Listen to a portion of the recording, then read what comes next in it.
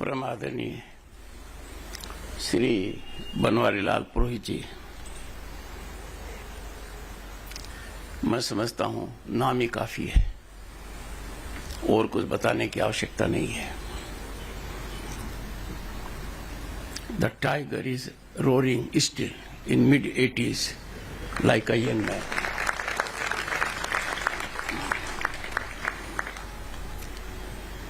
आपने जो मेरे बारे में कहा है, there can be many caveats, but I take his sentiments as blessings. These will motivate me, inspire me to engage in my activity, keeping the nation and its culture always in mind. His association with number of institutions is remarkable for his dedication, his commitment, selfless service. It has been my good fortune to be at such institutions, including Bharatiya Vidya Bhavan and institutions in Nagpur. I was overwhelmed by this success story. मेरे मन में कोई शंका नहीं है, बहुत ही कम समय में यह शानदार भवन मूर्त रूप ले लेगा।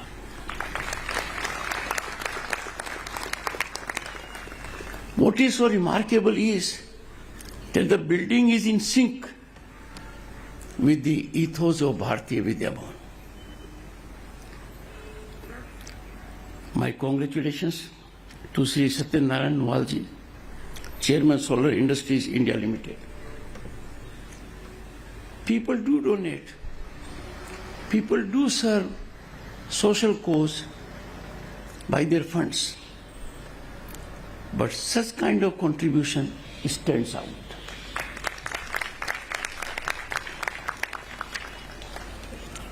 एक बात से मैं असहमत हूं पुरोहित जी से।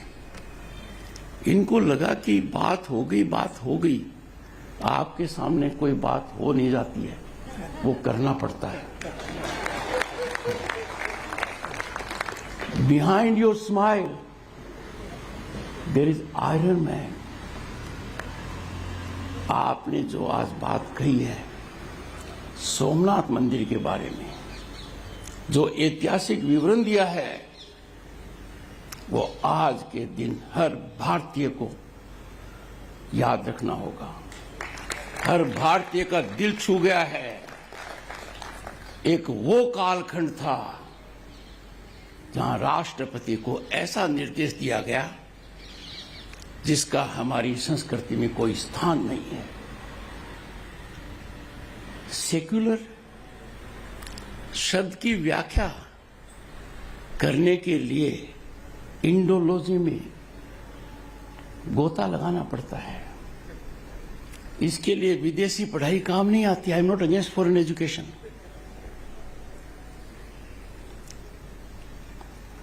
ऐसा नेक काम इस प्रांगण में हो रहा है, ये आप और हम सबके लिए बहुत अच्छा है, क्योंकि ये दिल्ली में हो रहा है और इसकी सबसे ज्यादा आवश्यकता दिल्ली में है।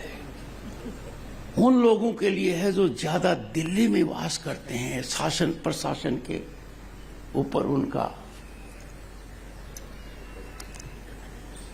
कड़ा प्रभाव है।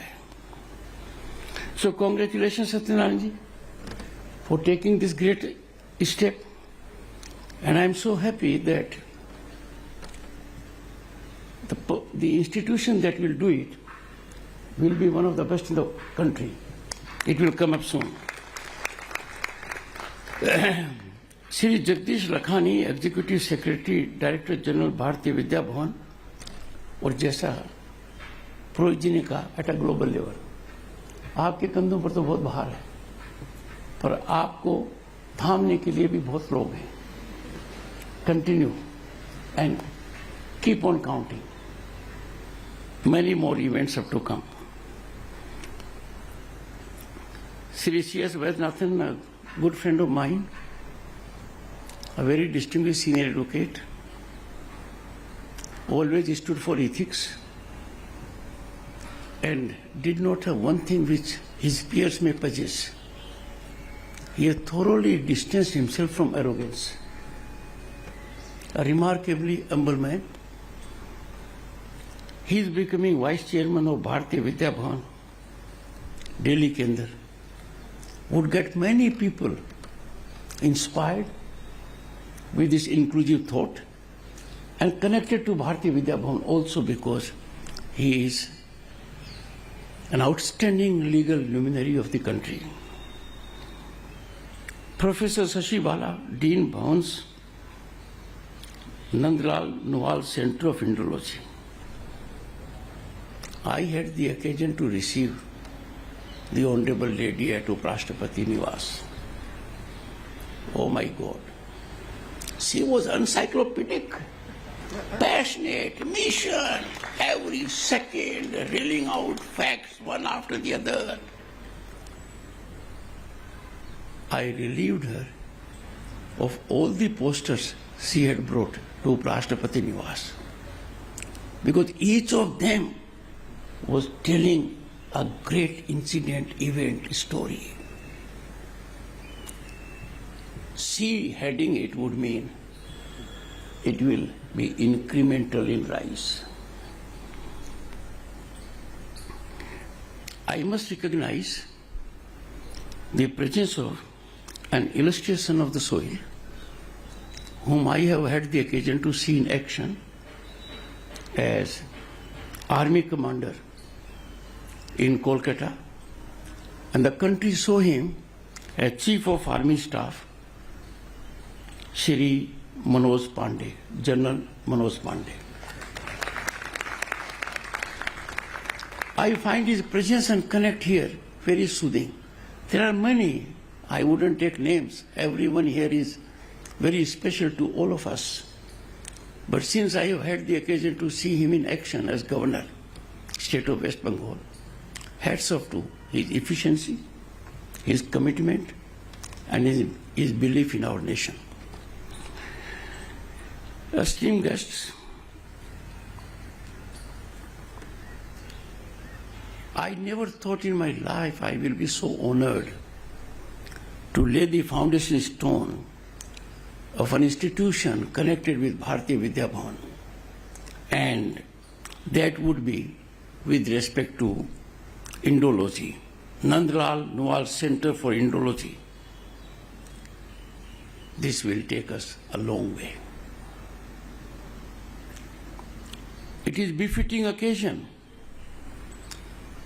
and this has already been availed by Purohitji, to pay our tributes to Bharatiya Vidya Bhavan and its visionary founder, Dr. K.M. Munshi,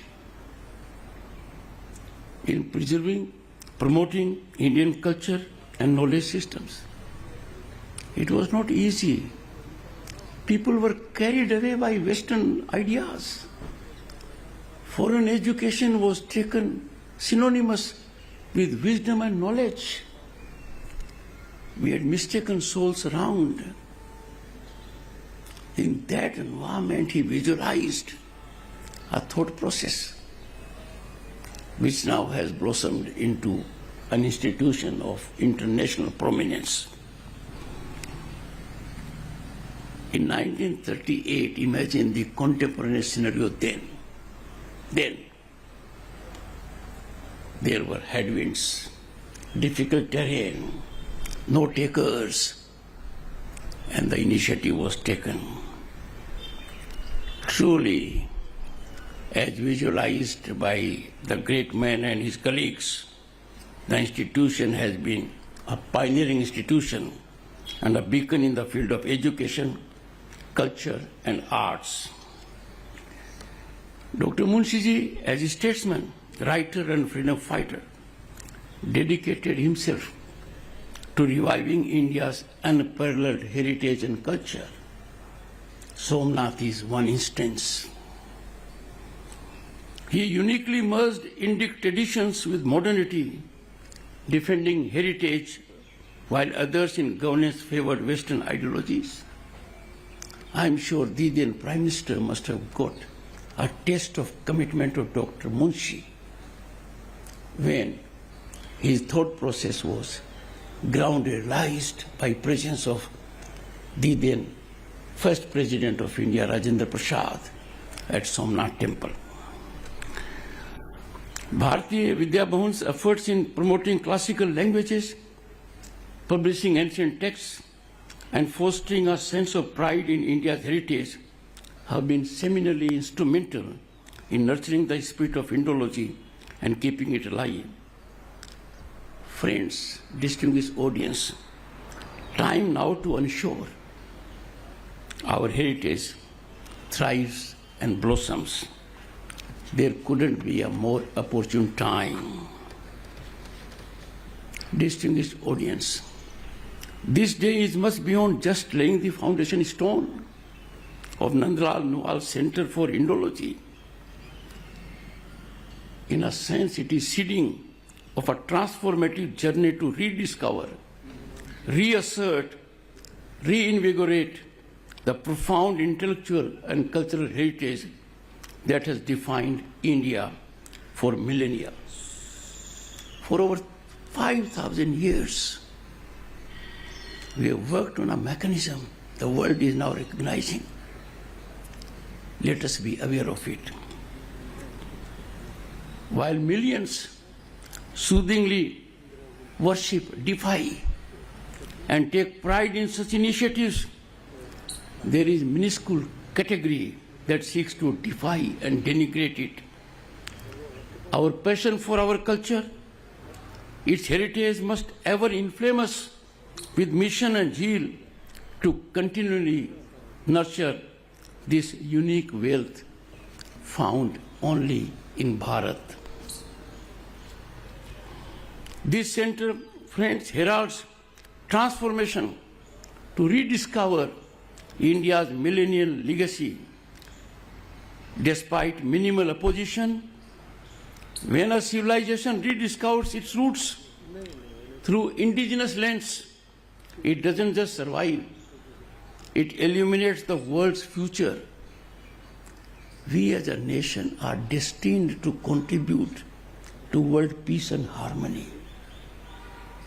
This nation stands uniquely for well-being of all, encapsulated in Vasudhaiva Kutumbakam.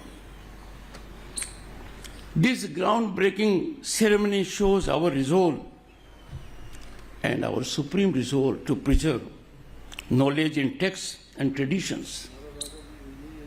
Indology is timeless wisdom expands with deeper meanings bearing contemporary relevance. It will take me hours to reflect on it.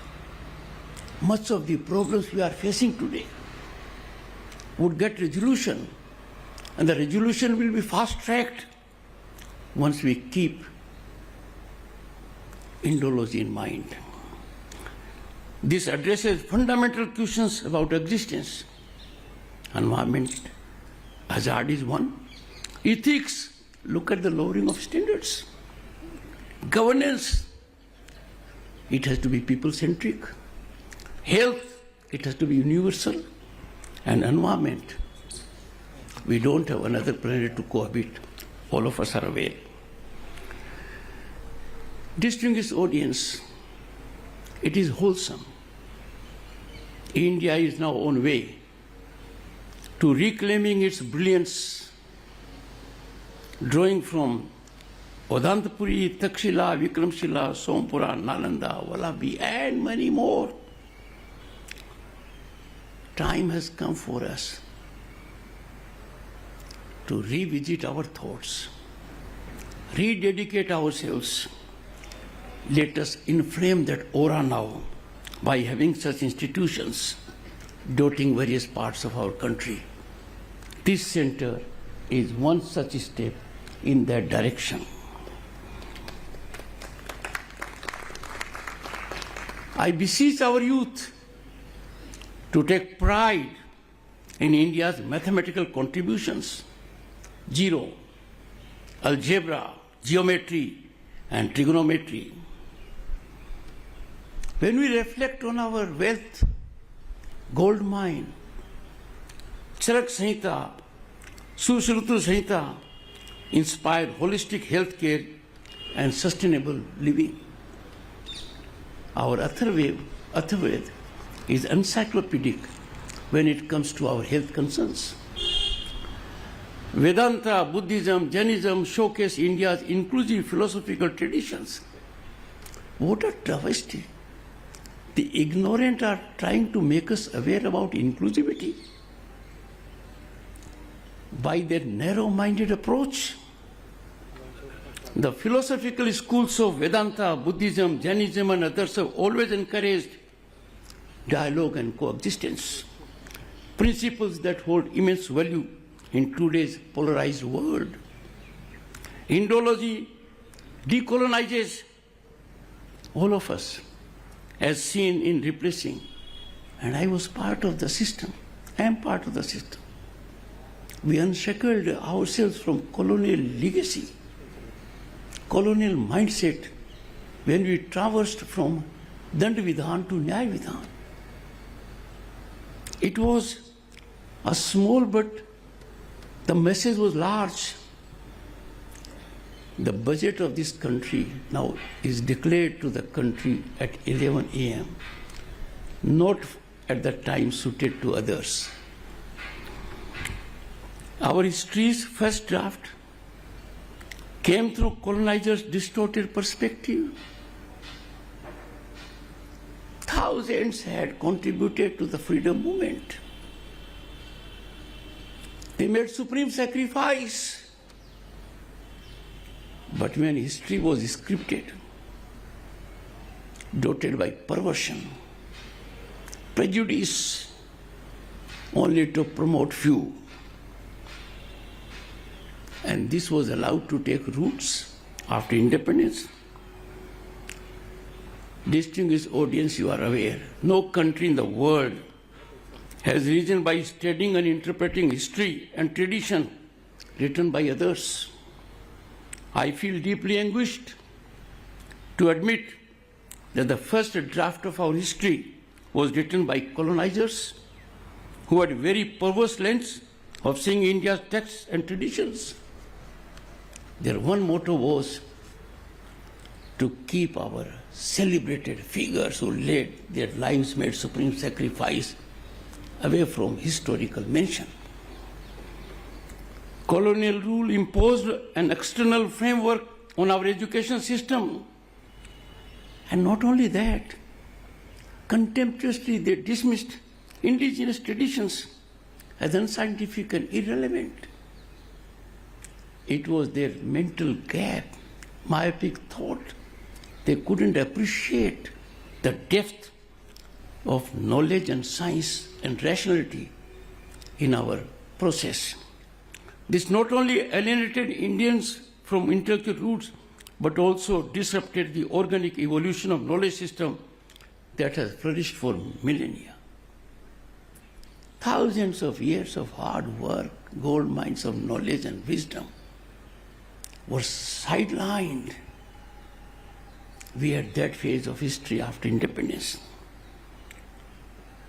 If I may say so, no civilization in the world has been so stressed, subjected to severe extreme stress and distortions, myths, and outright lies and untruths as ours. This is a tragedy and travesty of unimaginable proportions. An attempt was made to undo 5,000 years of evolution of India's collective consciousness. Such like centers would now be nerve centers, epicenters of a positive change. Post-independence, after a small period of national history, we again got a bunch of Indologists and historians who used European social theories to read and understand India's past. As a student, when I wanted to go through history, one author cropped up. Late in my evening, I know what was being fed was not good for the nation, was not good for my intellectual absorption. But such authors I don't want to name were celebrated. They were accoladed, they were applauded. Some of them were promoted to subserve views and not their academic expertise. And they were so far distanced from our classical languages, Sanskrit, Prakrit, and 9 others, which we have so far declared, 11 in number. Their sinister effort, pernicious design, was lent wings by the aid from the West. Ivy institutions also. They produced sepoys that were not working for us and claimed to represent us. They would reiterate only colonial superiority, colonial frameworks, not realizing organic, pristine, substantial depth of our knowledge. And therefore, when people say there are snakes in Ganga, I believe. Our civilization needs indigenous lens to understand itself, as much as a child needs mother's milk. We need to absolve ourselves from the original sin of outsourcing history. This center is one such step.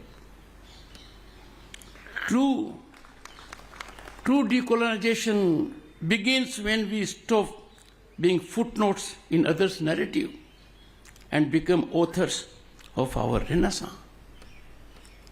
We were reduced to just footnotes. The resurrection of our heritage begins with integrating classical texts like Bhagavad Gita and Arthashastra into mainstream education.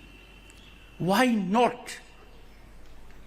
Imagine the worth of these scriptures, their texts, the enlightenment you get by just reading. Understanding will make you get into a different sublime mold. A renaissance of our culture requires renewed focus on our classical languages, and fortunately that number is now 11. Government recognition of classical languages marks an important step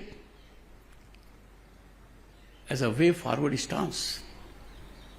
This additional emphasis on India's ancient languages and its literature will revive not only the languages, but also revive the dormant in us and open our gateways to the past.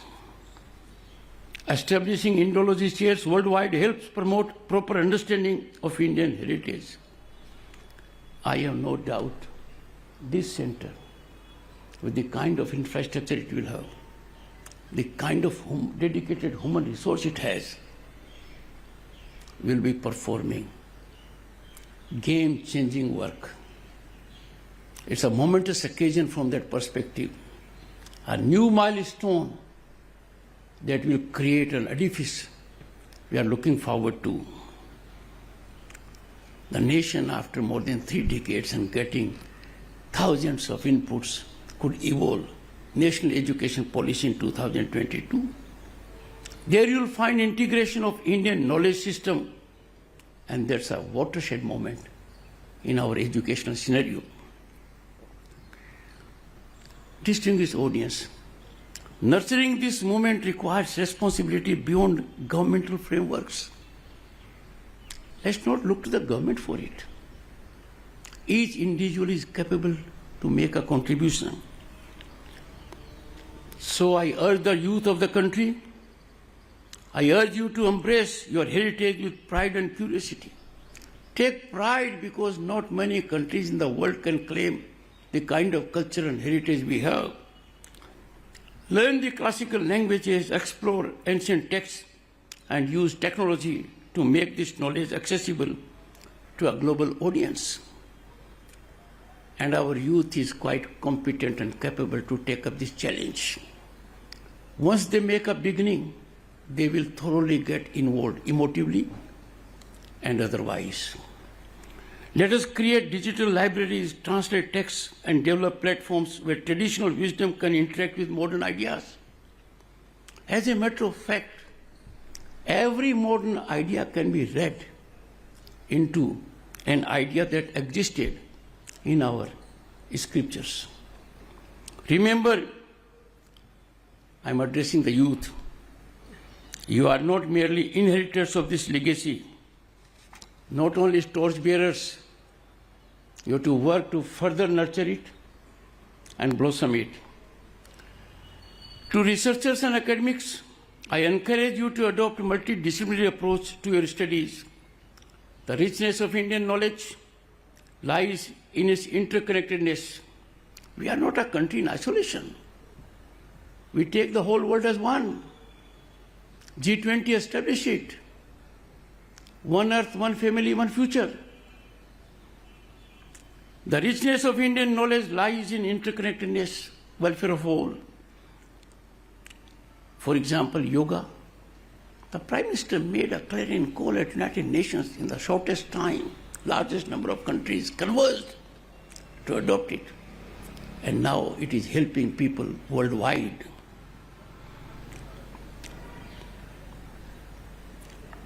Our Arthashastra offer insights into governance, economics, and diplomacy that remain relevant today. If the people are aware of governance, if the people are vigilant, trust me, the ecosystem will so evolve that those in authority will automatically get influenced.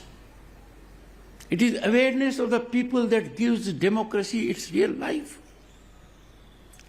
But if the people are not aware and are prepared to be governed only, then governance will be of a different kind. But you will have governance of the kind you want and desire and are entitled to only when you are fully exposed to our ancient mechanism of what governance stands for.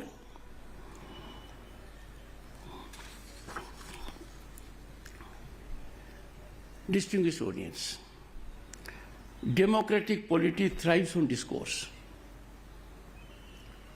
Expression and discourse are fundamental to democracy.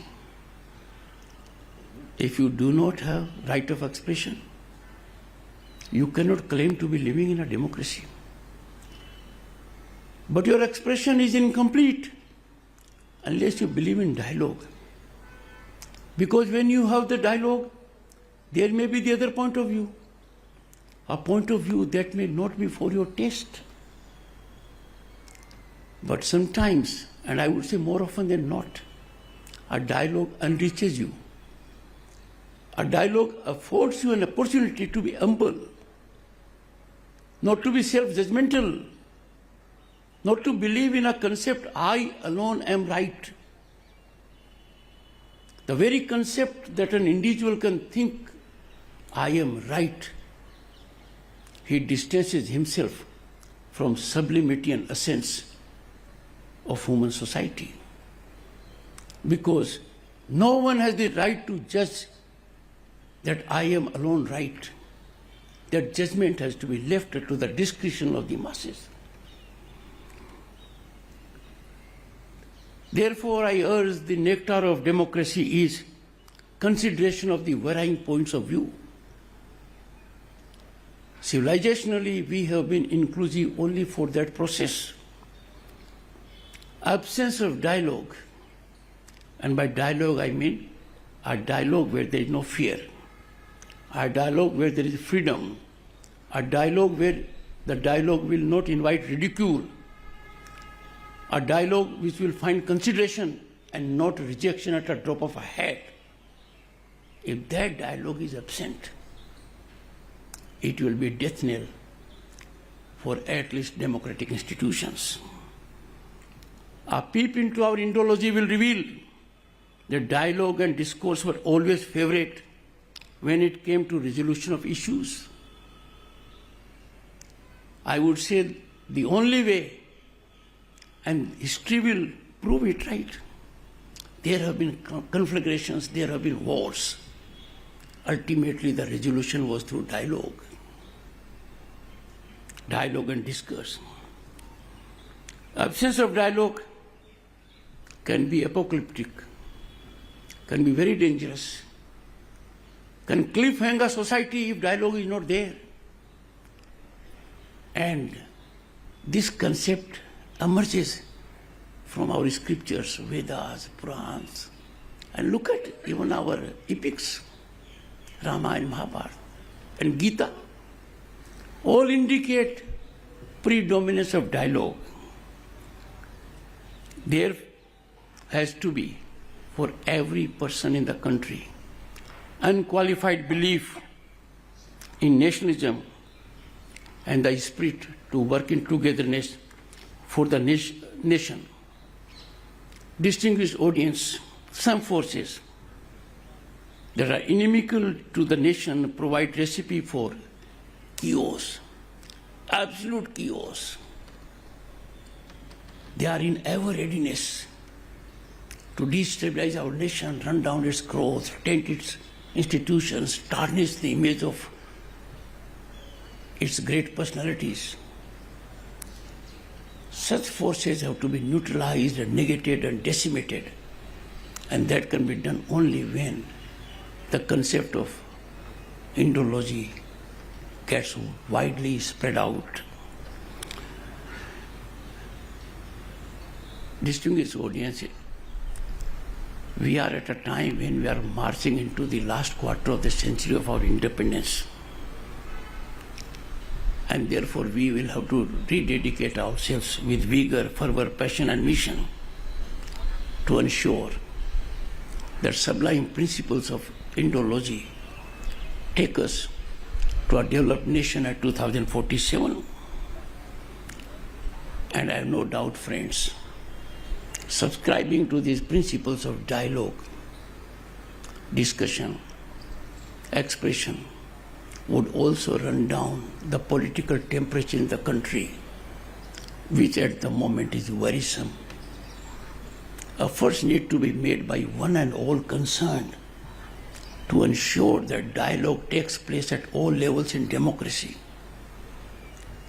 A healthy dialogue and discourse will always go for the nation's welfare.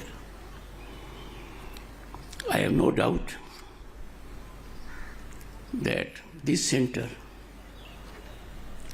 will come into existence and fully operational sooner than we think. Sa Vidya ya Vimukte, knowledge alone liberates. दिक्कत क्या है, कुछ लोगों को ये बात समझ में नहीं आती. समय आ गया है कि जो रास्ता भूल गए हैं उनके बात समझ में आ जाए. Knowledge alone is our savior, and knowledge of Indology हमारे लिए बहुत सुखद अनुभव होगा, देश के लिए बहुत अच्छा रहेगा. Our collective resolve matches this monumental task of cultural revival. मैं एक बार फिर पुरोहित जी को आदरपूर्वक साधुवाद का पात्र मानता हूं और कामना करता हूं कि मैं अपने जीवन में जो इन्होंने किया है उसका अंश भी कर पाऊंगा तो मेरे को सुखद अनुभव होगा. बहुत बहुत धन्यवाद. Thank you.